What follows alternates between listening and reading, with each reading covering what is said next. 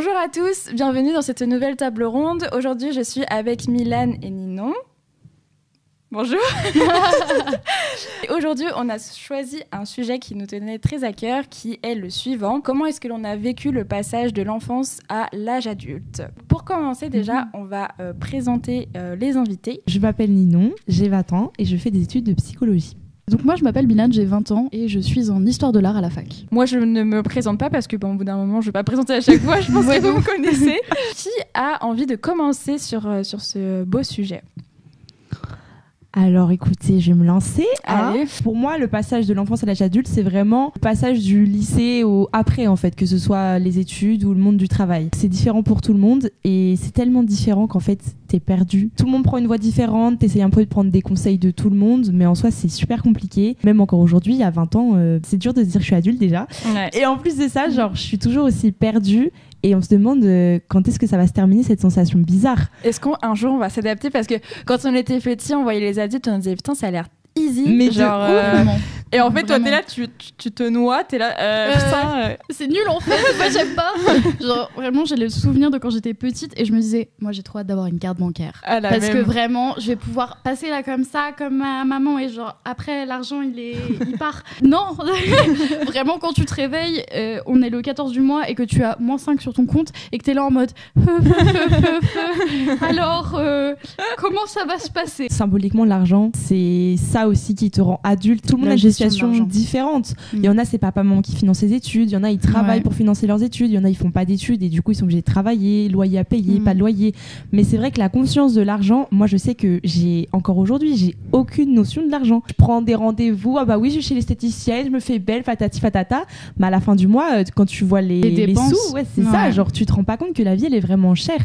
Ne serait-ce que si tu veux bien manger, que ce soit la viande, les fruits, les légumes, genre, c'est super cher. Ok, donc si on est sur le sujet de l'argent, je pense que la première chose qui m'a fait me rendre compte de la valeur de l'argent, c'est mon premier job d'été. C'était quoi ton premier job ? J'ai été auxiliaire dans une banque. Quand tu passes une journée de 8 heures au taf, que t'en as juste ras le cul, là tu prends conscience que quand t'as ta paye, tu te rappelles toute la souffrance. Bon après franchement moi à la banque c'était, je vais pas faire la meuf, il y en a ils sont à l'usine, c'est des trucs hyper physiques. Là je pense que oui, tu prends conscience de l'argent et tu te dis ouais là j'ai galéré pour gagner 1000 €. Ouais mais toi tu le prends comme ça alors que moi justement je me dis ah mais justement t'as travaillé autant de faire plaisir. Ah oui moi je le prends plus dans l'autre sens. Je me souviens pas en mode Ninon souviens-toi comment c'était dur de gagner l'argent. Je suis plus en mode Ninon souviens-toi comment c'était dur justement profite de cet argent que tu as maintenant. Moi je me dis plus ça. Alors que moi j'ai énormément de culpabilité à dépenser. Moi ça dépend. Parce que là en soi, moi personnellement mes parents me payent mes études, mes parents me payent mon logement, je ne sors rien de ma poche et du coup j'ai pas cette angoisse voilà. Mais c'est vrai que je me dis le jour où vraiment tout l'argent dépendra de moi et qu'il y aura plus mes parents pour checker mes comptes, j'ai peur de devenir radine en fait. Enfin pas radine mais genre un rat quoi. Mais non mais juste être hyper flippée par la dépense. Ouais de ouf.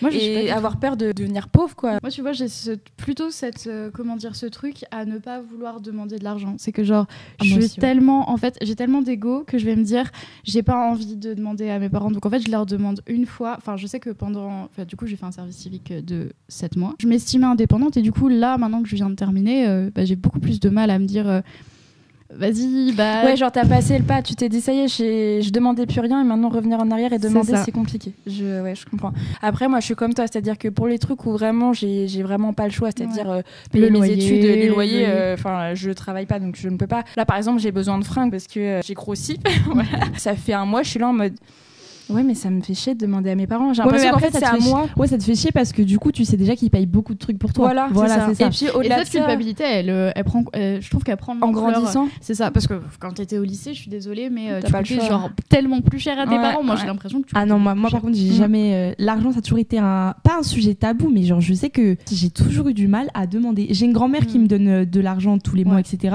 Donc là il y a aucun souci avec elle, j'arrive à le faire mais avec mes propres parents genre préférer ne rien demander et limite me mettre dans la merde que vraiment dire ouais bah clairement j'ai besoin de ci, j'ai besoin de ça. Alors que justement si on parle de besoin, bah le besoin c'est quelque chose que tes parents ils sont censés t'apporter en fait. En fait ça reste tes parents. Mais voilà. Vu qu'on nous dans la société on nous dit voilà on va avoir 21 ans là c'est ça. Normalement t'es censé être un adulte et non t'es encore en train de demander à tes parents de te payer tes fringues. Exactement. Ou comme ça, et t'as la culpabilité de te dire putain mais en fait je suis une merde et tu demandes pas quoi. Oui il y a tellement de gens dans notre, enfin je sais pas si vous faites partie de ces gens là mais moi j'ai plein de potes qui pour le coup ont pas des bons rapports avec leurs parents, mais pour les personnes qui s'entendent pas bien avec leurs parents, qui doivent payer leur appart eux-mêmes, qui doivent payer leurs courses et tout. D'ailleurs j'ai regardé une vidéo sur Instagram sur Brut. Moi j'ai vu celle de Brut avec la de Brut.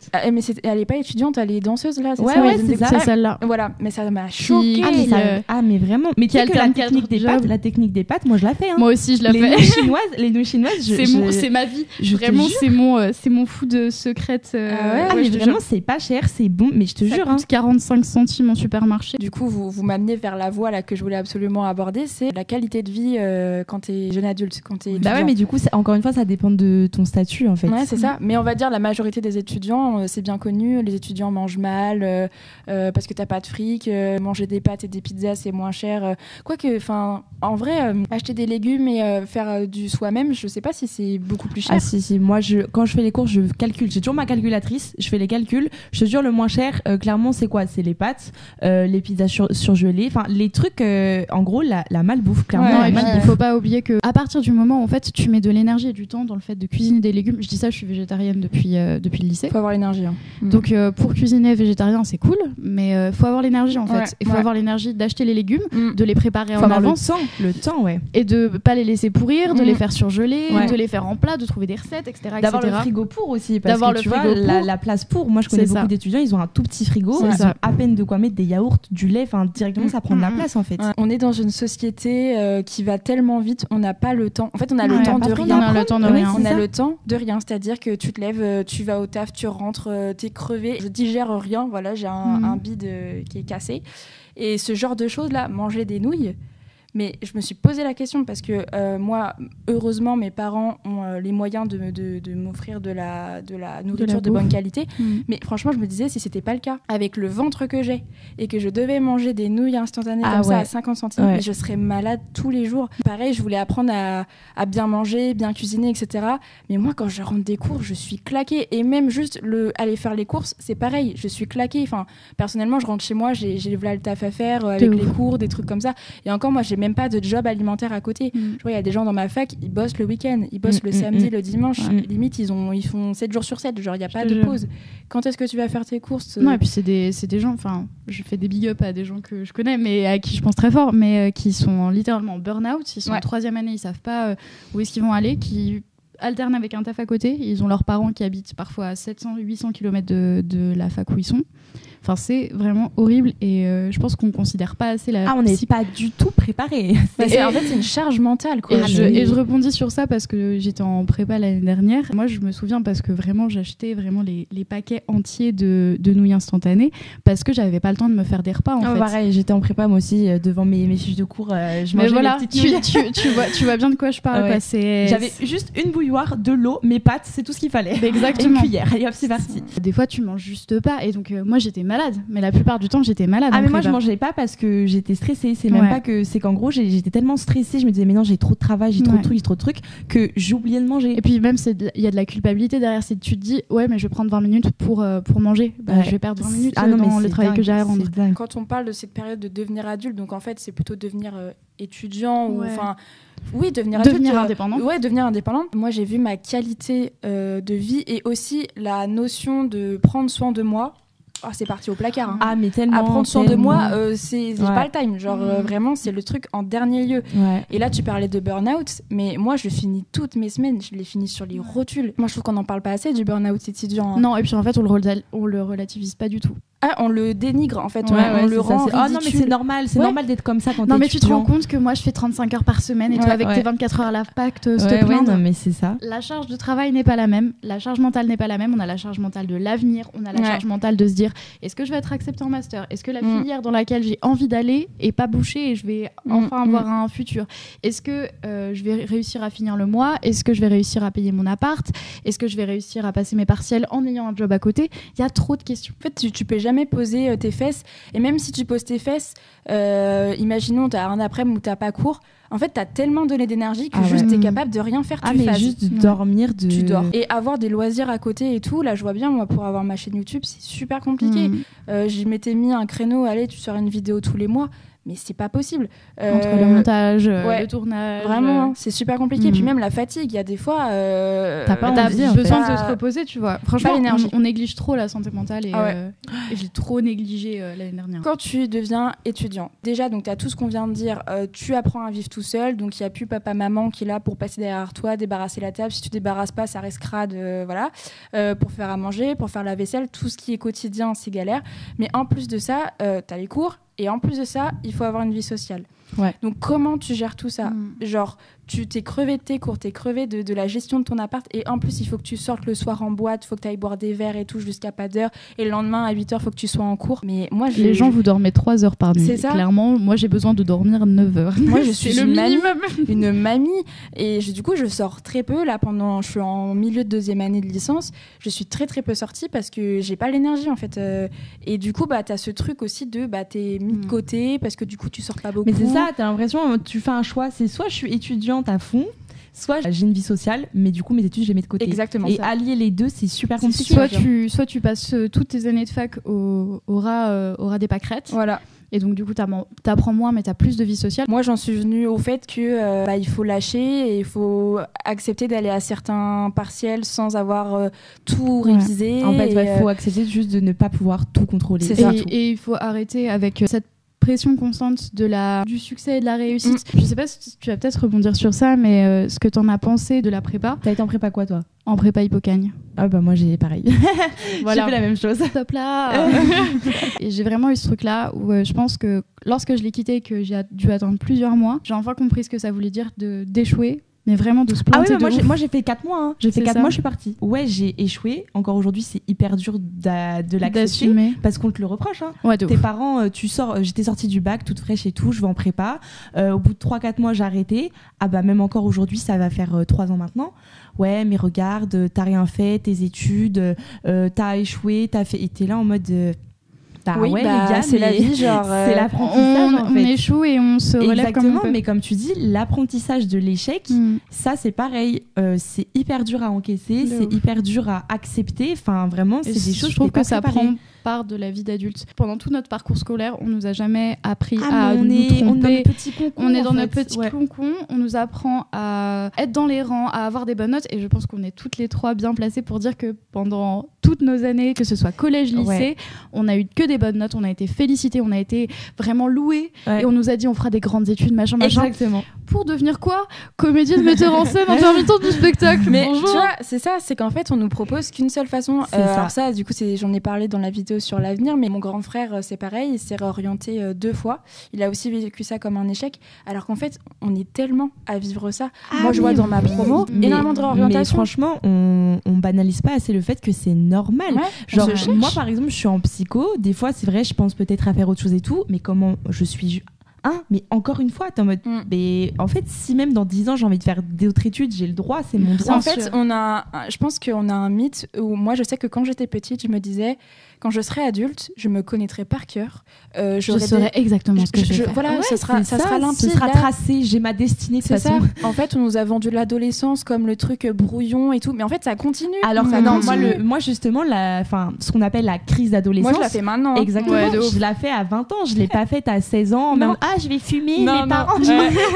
Moi, à 16 ans, j'étais sage, je suivais et tout. Mais justement, quand je suis sortie du bac, quand j'ai commencé à faire, du coup, à changer de voix, tout ça, oh là là, mais Ninon, on te reconnaît plus, t'as changé. J'ai regardé en mode, non, tu fais tes expériences en fait. Genre, je grandis, j'apprends, j'évolue, tu vois, c'est normal. Je suis contente d'avoir réussi à faire ces choix, d'avoir réussi à accepter de lâcher, parce qu'au bout d'un moment, si j'avais jamais connu l'échec, Moi, à chaque fois, je me dis quoi ? Je me dis, bon, Nino, relativise, t'es pas non plus marié, 40 ans, 3 enfants. Ouais. Je me dis toujours ça parce que je me dis, genre, je suis solo. Genre, il y a pas des enfants à charge derrière moi. C'est pas parce que demain je change de voie que je vais mettre dans la merde quelqu'un. Enfin, c'est moi avec moi, en fait. Et surtout, j'ai jamais autant grandi que dans ces moments-là. Ah, mais clairement. Les périodes linéaires, je n'ai strictement rien appris. Ah, mais je ne me suis pas découverte. J'ai suivi la voie. J'étais un robot qui faisait. Je ne me suis pas découverte. Et c'est dans ces moments de justement où tu pars du chemin que c'est là que tu te dis, ah, c'est hyper enrichissant. Ça. Et je comprends pas pourquoi on blâme ça. Parce que là, pareil, dans l'avenir, on parlait de tout ce qui est d'année de césure et tout, et même tu vois ce fait de devenir artiste, on blâme alors parce que c'est pas socialement voilà. Désolée mamie. Alors que en fait c'est juste notre personnalité, on a juste peut-être pas la personnalité pour rester le cul vissé sur une chaise et à être comptable. Désolée, il y a des gens qui sont faits pour ça, mais pas tout le monde. Combien j'ai vu de gens me dire genre bah ouais je me suis réorientée, je faisais ça avant et maintenant je fais ça. Ah ouais mais non mais maintenant en fait j'étais intermittente du spectacle mais maintenant je vais me réorienter et tout, et je trouve ça trop bien. Mais oui. On nous a mis en tête tu feras qu'un métier. T'auras qu'un métier. Mais non. Mais genre, je veux faire 15 métiers dans ma vie. C'est ça, la même. Genre, vraiment, tu découvres ça en fonction de ton mood du moment. Moi, je sais que je vais être fleuriste, mais pas tout de suite. Genre, quand j'aurai 40, 50 ans, voilà. Tu ouvrirais ta petite... mais clairement, je veux trop faire ça, mais pas tout de suite. Mais... Voilà. Ok, physiquement, de façon physique, on est la même personne. Vous me comparez à la personne que j'étais il y a 5 ans, je suis pas la même personne. Donc, je serai pas la même personne que même physiquement, il y a 5 ans, t'es pas la même. Enfin, quand même, je reste avec les mêmes gels, mais oui. Dans 5 ans, je serai pas la même personne. Donc, on est constamment en train d'évoluer. Donc, oui, c'est vrai qu'on peut pas rester fixé dans une vie. Il y a des gens qui acceptent pas le changement. C'est comme quand tu vois justement des fréquentations du lycée, si tu les revois maintenant, il y a certaines, ils vont te regarder en mode mais t'as changé. Et t'es en mode ouais moi tu sais, limite je suis contente d'entendre ça parce que je suis en mode et ouais, alors que eux c'est plus jugement en mode ah mais t'es plus la même. Bah oui, j'ai changé, je m'affirme en fait. En parlant des gens, comment vous avez vécu la transition amicale en fait? Est-ce que vous avez eu des ruptures en mode... en fait la vraie question c'est combien d'amis vous avez gardé du lycée? Ouais, en gros. Parce que là on parle vraiment de cette marche de je pars en études sup, franchement ta vie elle change mais de tout. Ah mais clairement. Bon après moi je prends mon exemple, j'habite plus au même endroit où je vis seule et j'ai plus du tout les mêmes potes, enfin toi depuis la 6e, c'est notre histoire. Une grande histoire d'amour. Mais sinon j'ai pas gardé énormément d'amis ici, donc il y a Milan aussi, mais il y a pas énormément de gens avec qui j'ai gardé contact. Et vous alors, est-ce que vous avez eu des ruptures en mode enfin putain genre mes potes ils font pas du tout les mêmes études que moi, on dit grave de différents. En fait c'est pas tant par rapport aux études, c'est plus par rapport en gros la personne qui évolue. Ouais, ça traumatise clairement le passage de la terminale à après, mais le point positif je dirais c'est que justement dans ces moments-là comme t'as dit, dans ces moments d'égarement, tu te retrouves en fait avec toi-même et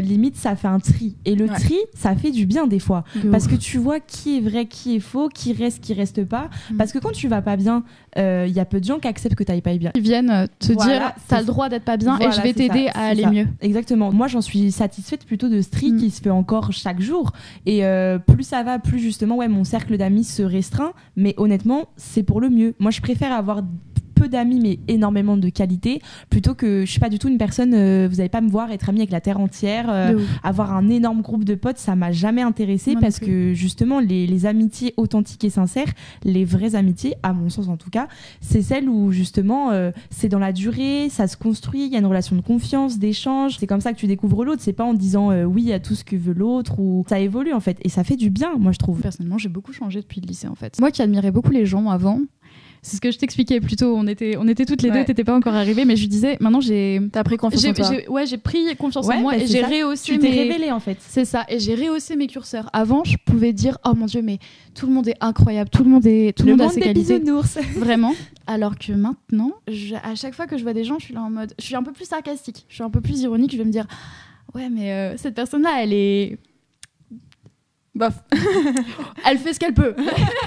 Je me retrouve avec moins d'amis, des amis qui sont plus vrais, des amis parce que tu te connais mieux en fait. C'est ça, parce que tu te connais mieux du coup. Oui, voilà, et ça fait un filtre naturellement.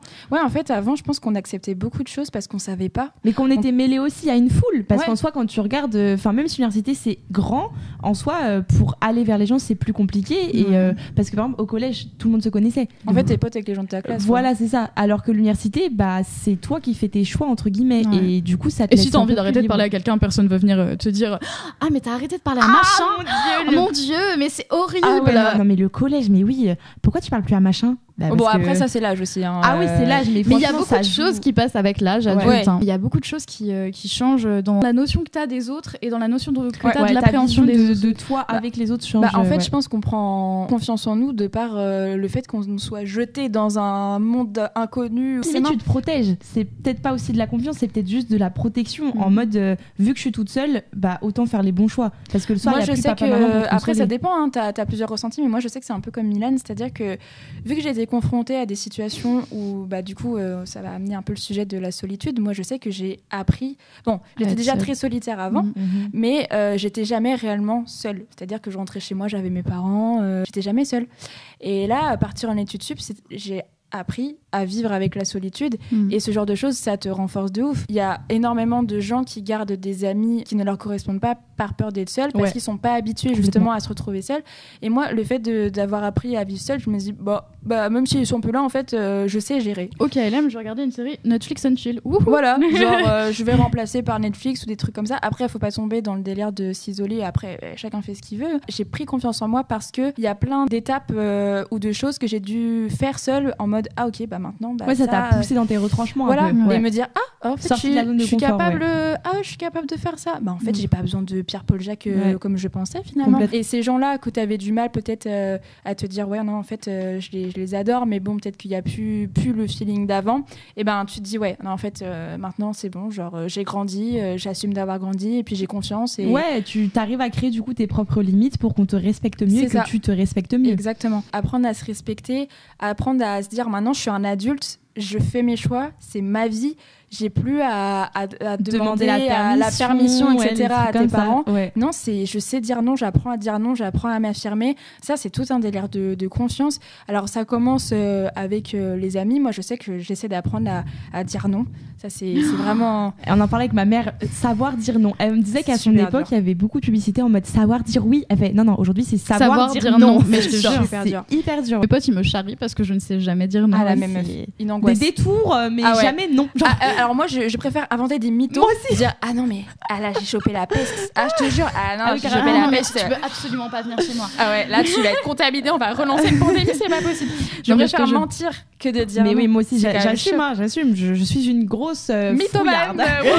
Les gens n'acceptent pas le non. Alors quand tu dis oui, il y a aucun souci, c'est l'euphorie, tout va bien. Mais quand tu dis non, justification, argumentation, genre tu dois tout expliquer et tu te retrouves piégé, t'es en mode mais en fait j'ai le droit de juste alors dire le consentement en 2 étapes. Non, c'est ça en fait. Si on va à la source du non, c'est parce qu'on a peur d'être rejeté dans ça. Et tout ça, c'est la même boucle. C'est-à-dire que si tu apprends à dire ok, je suis ok avec le rejet, tu seras jamais 100% ok avec le rejet parce que c'est pas dans notre nature, on est des gens, des êtres sociaux et tout.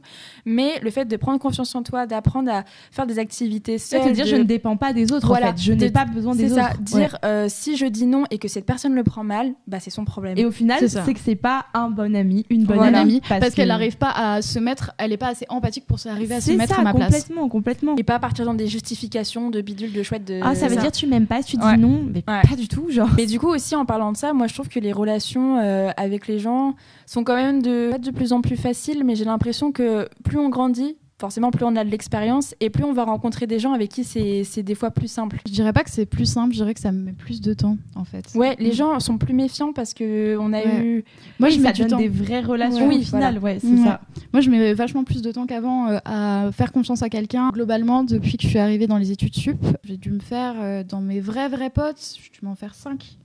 Déjà c'est beaucoup moi comme je me sens bien entourée pour l'instant, c'est plus dans le mood de... Là, un peu, c'est à qui j'ai ma zone de confort. Pour l'instant, je suis bien. S'il y a un plus qui arrive, tant mieux. Mais je suis pas en recherche d'eux, en fait. Donc, c'est juste pour l'instant, je suis bien. C'est incroyable de pas être en recherche d'eux. Hein. Franchement, c'est une telle libération. Mais vraiment, j'ai l'impression que t'as ce côté en mode... mais en fait, j'en ai pas besoin. Genre, j'ai vraiment pas besoin de ça. C'est dur de dire ça. Franchement, pour avoir été la personne qui n'avait plus d'amis à un moment donné, ça a été très dur. En fait, je comprends votre position parce que j'ai dû l'avoir à un moment donné et ça se comprend. Mais quand t'es dans l'autre sens, que t'as pas de potes et que tu es en recherche et que tu es face à des gens qui te montrent clairement ok t'es sympa mais tu resteras juste un pote 8h-18h, toi t'es là en mode mais moi quand je rentre chez moi j'ai personne frère. Oui mais après quand je dis personne c'est en mode physiquement. Oui, c'est ça, c'est que tu peux pas avoir de vie sociale en tant qu'étudiant. T'es là en mode, tu vas à la fac, tu parles pas, tu t'assois, tu repars, personne t'invite aux soirées, ta vie c'est nul, tu vois. Genre, quand t'es quelqu'un qui aime bien avoir des relations, c'est super dur quand t'es pas super extraverti et social. C'est super compliqué. Et moi, je sais que pendant une période, vraiment, j'étais dans le forcing, quoi. Je proposais tout le temps, allez, venez. Et puis même, en fait, ça donne envie de fuir. Enfin, moi, je prends l'exemple, je prends l'avocat du diable, mais ça donne envie de fuir. T'es là en mode en fait je me sens un peu oppressée en fait. T'en ressens pas le besoin parce que t'es entourée et du coup tu comprends pas la détresse de la personne. Et même au contraire en fait ça peut te faire fuir parce que t'as l'impression que cette caractéristique en fait c'est une caractéristique qui sera constante et que t'auras besoin de cette attention constante de la personne. Je pense que beaucoup d'étudiants l'ont ressenti parce qu'en fait là par exemple je suis en licence, je commence à peine du coup à me former un petit groupe de potes. Je repars déjà dans 1 an et demi dans une autre ville. Ce truc il y a pas de stabilité en fait. Y a pas de... Genre tu te fais des potes. C'est déroutant en fait. Justement, c'est ce que je disais quand moi je disais que je suis pas en recherche d'eux parce que j'ai tellement peur de par exemple avoir un gros coup de cœur amical avec quelqu'un et de me dire ouais mais regarde tu pars dans 6 mois, 1 an, que du coup je me dis ouais non j'aime bien mon cercle actuel et on va éviter de... mais du coup c'est dommage que tu t'empêches. C'est dommage mais après j'ai quand même fait quelques rencontres mais entre guillemets malgré moi j'en suis très heureuse mais du coup c'est pas moi qui allais forcément vers les personnes, c'est plus les personnes qui allaient vers moi et j'ai fait des belles rencontres mais en soi moi je suis comme toi, ça me fait trop peur, la non-stabilité. Ça me... Toi, je pense que tu as eu ce luxe de pouvoir faire ça parce qu'en effet, tu avais un entourage. Moi, clairement, j'avais pas le choix parce que sinon, je restais tout seul dans mon appart. Non, c'est pas possible. Et là, maintenant que je me suis fait des potes, c'est vrai que je suis là en mode bon, ces gens-là, peut-être que je les verrai. Enfin, on peut toujours garder contact aujourd'hui avec les réseaux sociaux, mais géographiquement, c'est sûr qu'on va peut-être plus être dans le même endroit. On va faire nos masters ailleurs, etc. Et puis, quand tu arrives dans ton master, rebelote, puis ça dure que 2 ans, donc rebelote, tu vas aller sur le marché du travail. En fait, t'es là en mode putain, mais je me pose jamais, je vis jamais au même endroit. À peine t'as trouvé un appart qu'en fait faut en chercher un nouveau. Et puis même quand tu seras en master et que tu devras chercher des stages, tu devras partir dans une ville pour aller faire un stage qui durera 6 mois. Ensuite, tu devras reprendre un stage qui durera encore 6 mois et tu iras dans une autre ville. On est vraiment. Non mais le mécanisme ça vous le gérez comment? Parce que moi je sais que j'ai des ambitions mais mes peurs c'est compliqué. Moi j'ai clairement la Ninon peureuse et la Ninon ambitieuse. Genre, vraiment, et les deux ne s'entendent pas. Mes mécanismes de défense c'est quoi? C'est la fuite et l'inaction. Voilà. Comme j'ai peur, je ne fais vraiment rien. L'inaction et la procrastination. Vraiment tu te mets un voile sur les yeux. C'est compliqué pour les autres de comprendre parce qu'ils sont en mode mais je croyais que tu voulais faire ça, t'es en mode oui, alors pourquoi tu fais rien? Parce que ils sont en mode ok mais il va falloir avancer à un moment donné. J'avais décidé d'arrêter la prépa, il était 22h, j'ai appelé mes parents en pleurs, venez me chercher tout de suite. Ils sont en mode quoi? Je suis en mode oui non mais tout de suite sinon là je saute de la mais moi sinon je fais une crise, enfin pas une crise en mode caprice mais plus crise d'angoisse, j'étais tellement en détresse que j'étais là mais venez me chercher, je n'en peux plus, il me faut sortir de là. Ils étaient venus me chercher et tout.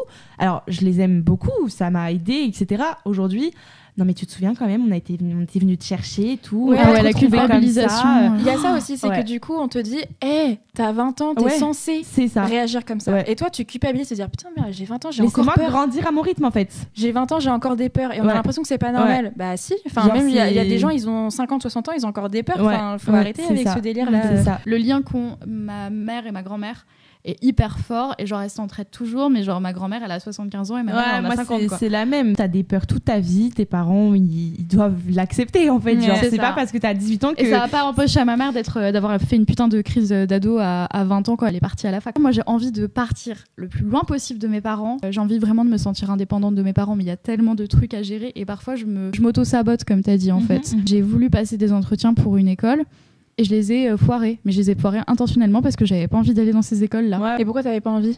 Parce que c'était loin. Donc en fait, du coup, tu vois, t'es comme moi, t'es tiraillée en fait. Et c'est exactement ce truc où genre... T'es tiraillée, t'es en mode je vais être indépendante, mais je veux pas. T'as envie de partir, mais t'as peur du coup de partir. Oui, c'est ça, t'as peur, comme moi, t'as des ambitions, mais t'as tes peurs qui t'empêchent. C'est ça. Et donc j'ai besoin d'avoir ce truc encore où genre je veux faire un maximum de choses là où je suis, mais être un maximum indépendante, proche de mes parents, pour ensuite pouvoir partir en me disant c'est bon, j'ai toutes les clés en main pour le faire. J'ai déjà une expérience, j'ai vu que ça s'était bien passé, j'étais pas trop loin, donc maintenant je suis capable d'aller plus loin. De ouf. La période qui me fait peur, c'est ce truc-là de j'arrive dans une nouvelle ville, j'ai zéro connaissance, donc le week-end je vais être là en mode à regarder les murs.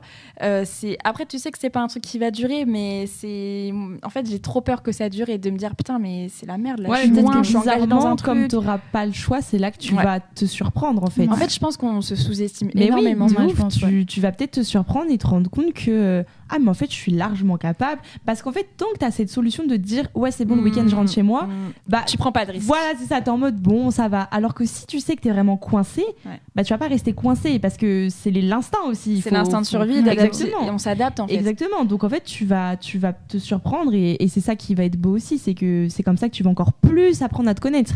Alors Milan a changé d'apparence. Non, Milan est partie parce que madame avait un concert, on est très jalouses. Voilà, pas du tout. On n'était pas invités. Elle a dit nous quitter, on dirait qu'elle est morte, mais non, elle est toujours en vie. Une petite musique, mais une tomberie. Tout va bien. Du coup, on va finir la table, Ninon et moi, en tête-à-tête. Coucou. Si je devais résumer, déjà ce serait bon courage à vous tous. Que le jeu puisse vous être favorable. Il y a du bon comme du mauvais, comme dans toute chose de la vie. On n'a pas trop le choix en fait, faut avancer. Surtout, on n'est pas seul en fait, c'est ça le plus important. C'est dur, mais on passe tous par là, mais faut pas l'oublier, et c'est important de se dire qu'on n'est pas seul et que ça va passer, c'est qu'une question de cycle, et ça va bientôt arriver, le bout du tunnel. Vous en faites pas. J'ai une pensée pour la moi enfant qui avait tellement hâte d'être adulte. Et je te dirais, ma sœur, profite. À dire que je m'ennuyais pendant mes vacances d'été. Mais putain, c'est quand la rentrée? Alors que maintenant, t'as plus de vacances d'été. Tu n'as plus de vacances. Tu charbonnes. Je me rappelle de ma maman qui me disait Anouk, tu verras quand tu seras grande. Non, franchement, profite. Ma mère, quand je m'ennuyais, me regardait, elle fait c'est une chance. Ouais. J'étais en mode et non mais tu comprends. Moi je me mettais à pleurer, genre mais tu me laisses toute seule m'ennuyer, trouve-moi une activité. Horrible. Profite. Ma mère me disait tout le temps ça, j'étais non mais tu comprends pas. Genre, être adulte c'est trop swag. Malgré tout, une très belle expérience, parce que c'est dur, mais je me suis jamais autant renforcée. J'ai jamais été aussi faible que quand j'étais chouchoutée et dans mon confort. Comme Ninon, une mauvaise période, mais d'un côté je suis très reconnaissante de passer par là, parce que je serais pas celle que je suis aujourd'hui si j'avais pas vécu cette expérience. On espère que la vidéo vous a plu. Et puis n'hésitez pas à nous dire en commentaire, vous, comment vous avez vécu cette transition. Si vous ne l'avez pas vécu, partez pas en dépression, ça va bien se passer. Regardez la vidéo jusqu'au bout pour le petit message. Ça va bien se passer, on s'en est tous sortis. On vous fait de gros bisous. À bientôt.